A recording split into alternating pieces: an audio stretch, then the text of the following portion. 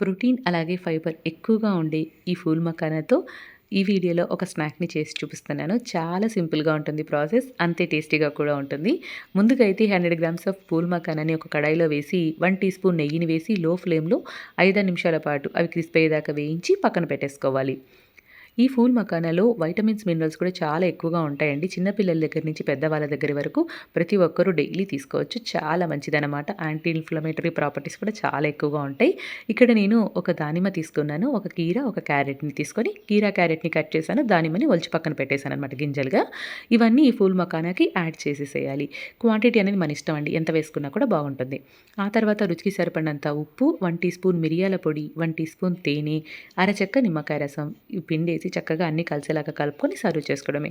చాలా సింపుల్‌గా ఉంది కదండీ! టేస్ట్ మాత్రం చాలా బావుంటుంది. చాలా హెల్తీ కూడా. అస్సలు మిస్ చేయకండి. పిల్లలకి ఖచ్చితంగా ఈ ఎగ్జామ్ సీజన్‌లో చేసి పెట్టండి. చాలా బావుంటుంది.